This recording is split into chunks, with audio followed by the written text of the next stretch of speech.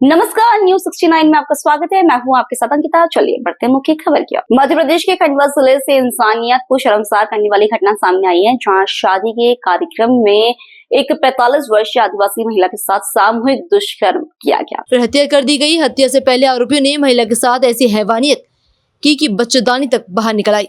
इस घटना के बाद से इलाके में सनसनी फैल गई। पूरी घटना खालवा थाना क्षेत्र के रोशनी चौकी क्षेत्र की है। गांव के एक शादी का कार्यक्रम था, जिसमें शामिल होने के लिए आसपास के गांव के लोग पहुंचे थे।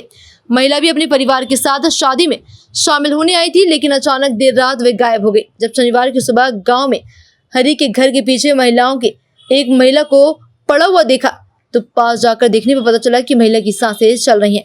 महिला की पहचान उसी गांव में रहने वाली महिला के रूप में हुई। इसकी हैवानियत भरी घटना के बाद बीजेपी कांग्रेस में जुबानी जंग छिड़ गई। कांग्रेस के अध्यक्ष जीतू पटवारी ने सरकार पर हमला बोलते हुए कहा कि मध्य प्रदेश में गृह मंत्री कोई कुर्सी नहीं बची, ना कोई व्यक्ति। हाल ही में प्रधानमंत्री नरेंद्र मोदी भोपाल आ रहे हैं, जहां बस सिंदूर का कार्यक्रम करेंगे मोदी जी, और देश गृह मंत्री जी को देखना होगा कि प्रदेश में 25 बहनों के साथ बलात्कार की घटनाएं प्रतिदिन हो रही हैं। इस पर वे क्या संज्ञान लेते हैं? जो खंडवा में जो काम हुआ वह दिल्ली के निर्भया कांड के बराबर है। इसके बाद भी यदि प्रदेश के मुखिया ये कहते हैं कि मैं योग्य हूँ, तो उनको शर्म आनी चाहिए।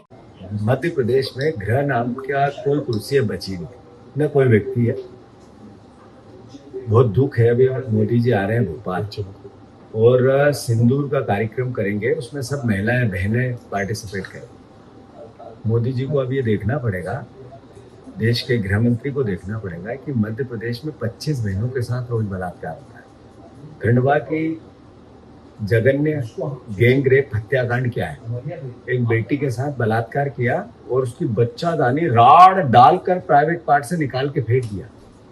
क्या ये वो दिल्ली में निर्भया हुआ था, उससे खतरनाक काम नहीं है? और अगर इसके बाद भी गृह मंत्री ये कहते हैं मैं योग्य हूं, तो मुझे शर्म आती है कि मेरे मध्य प्रदेश का गृह मंत्री इतना अयोग्य है। सर, खंडवा में एक 45 वर्षीय आदिवासी महिला के साथ गैंगरेप की घटना आई है। कांग्रेस ने कभी काफी तीखे आरोप सरकार पर लगा है। देखिए, जो घटना हुई है बड़ी दुखद है और भारतीय जनता पार्टी की पूर्ण संवेदनाएं हैं उस परिवार के साथ। लेकिन आपने ये देखिए, उस पे जो अपराधी हैं वो अपराधी उनके परिवार के परिचित रहे हैं, परिजन हैं, और परिचित होने के बाद उनको पुलिस ने गिरफ्तार कर लिया है। और जिस प्रकार से आपने देखा कि केंद्र में प्रधानमंत्री श्री मोदी जी की सरकार मृत्युदंड का कानून लाई, वो 56 साल कांग्रेस का शासन रहा। कांग्रेस कुंभकर्ण से ज़्यादा गहरी नींद में सोती रही। मध्य प्रदेश में भी हमारी सरकार ने ही, कांग्रेस का 45 साल शासन रहा मध्य प्रदेश में, तब भी वो मृत्युदंड का कानून नहीं ला पाए थे। हमारी सरकार ने ही वो मृत्युदंड का कानून लेके आए।